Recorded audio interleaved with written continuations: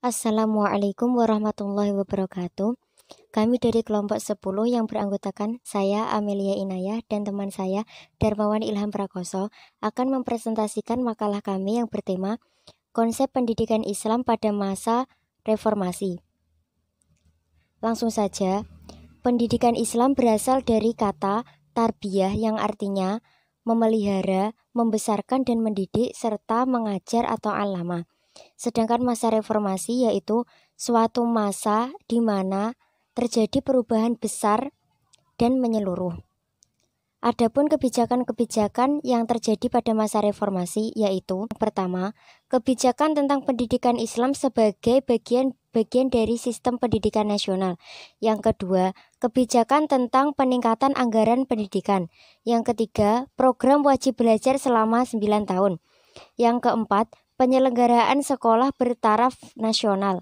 Yang kelima, kebijakan sertifikasi guru ataupun dosen. Yang keenam, pengembangan kurikulum berbasis kompetensi dan kurikulum tingkat satuan pendidikan. Yang ketujuh, pengembangan pendekatan pembelajaran. Kedelapan, penerapan manajemen yang berorientasi pada pemberian pelayanan yang naik dan memuaskan. Yang kesembilan, kebijakan mengubah sifat madrasah menjadi sekolah umum yang berciri khas keagamaan.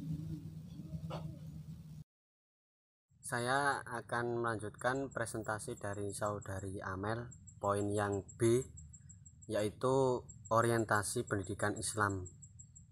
Orientasi pendidikan Islam di Indonesia masih mengalami perbedaan pendapat, terutama dalam menemukan pola, arah, dan capaian tertentu yang diinginkan, sehingga pendidikan Islam belum mendapat pengakuan secara internasional. Dalam era global ini, maka seyogianya orientasi pendidikan Islam bukan hanya dengan model-model pendidikan dan pembelajaran seperti yang sudah ada seperti sekarang ini.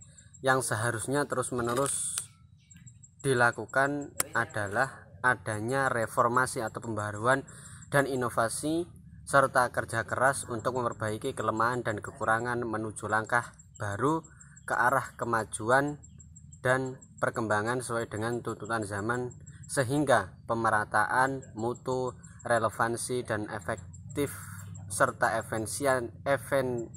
efisiensi dan dari pendidikan dapat diselesaikan dengan baik dan benar.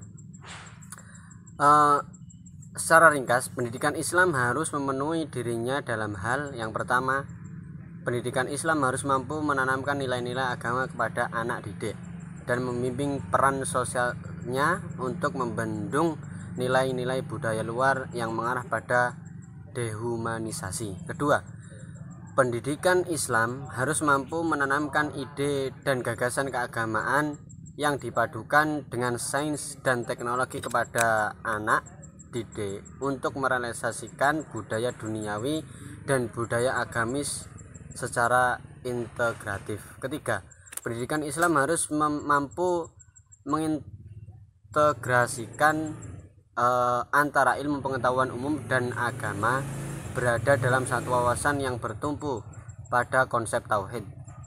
4.